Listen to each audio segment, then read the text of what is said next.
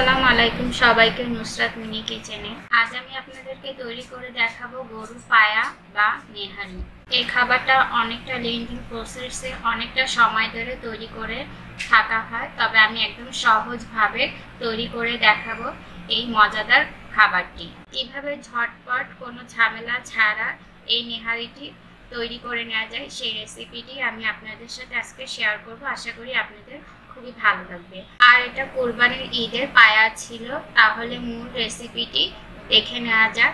প্রথমে এখানে আমি 1 থেকে 1.5 কেজি পরিমাণের পায়া নিয়েছি আর এটাকে খুব ভালোভাবে ধুয়ে পরিষ্কার করে নিয়েছি। এখন দিয়ে দিচ্ছি 1.5 কাপ পেঁয়াজ কুচি। পেঁয়াজটা একটু মোটা করে কেটেছি আর দিয়ে দিচ্ছি ছোট রসুনের কোয়া।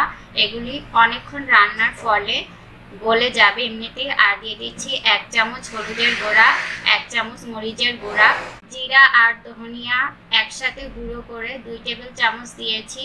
আর দিয়েছি গরম মশলা 1 টেবিল চামচ আর দিয়েছি পরিমাণ মতো লবণ। এখন দিয়ে দিচ্ছি পরিমাণ মতো সয়াবিন তেল আর দিয়ে দিচ্ছি পানিটা বেশি করে দিতে হবে। পানিটা দিয়ে চুলায় বসিয়ে তারপরে খুব ভালোভাবে এটাকে নেড়ে চেড়ে দিতে হবে যাতে করে সবকিছু একত্রে মিশে যায়। এখন চুলার জালটা আমি বাড়িয়ে তারপরে 10 মিনিট রান্না করে নেব। বলক উঠে আসা পর্যন্ত ঢাকনা দিয়ে ঢেকে আমি এটাকে 10 মিনিট রান্না করে নিব।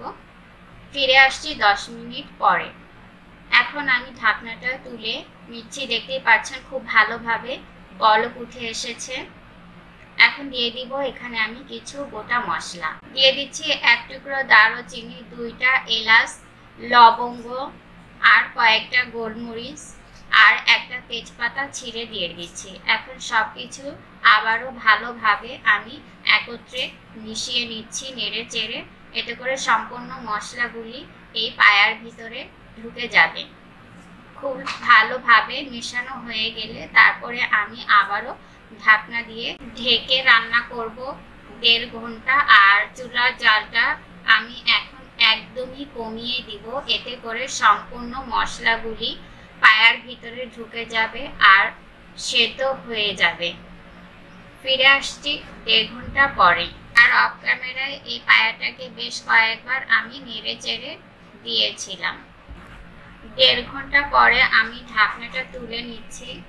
দেখতেই পাচ্ছেন দেখতে কতটা সুন্দর হয়েছে, কি সুন্দর চমৎকার একটা ঘ্রাণ যে বের হয়েছে বলে বোঝাতে পারবো না। এখন আমি আবার একটু নেড়ে চেড়ে দিচ্ছি। দেখতে পাচ্ছেন সম্পূর্ণভাবে রান্না হয়ে গিয়েছে, সেদ্ধও হয়ে গিয়েছে, পরিমাণও কমে গিয়েছে, ঝোলটাও গাঢ় হয়ে গিয়েছে। এখন আমি চুলা থেকে নামিয়ে ডিশ আউট করি। আর দেখতে কতটা চমৎকার লাগছে আশা করি দেখে আপনারা বুঝে গেছেন। আপনারা এটা যে কোনো ভাবে খেতে পারেন, তবে রুটি বা পরোটা দিয়ে খেতে এটা অসম্ভব মজা লাগে।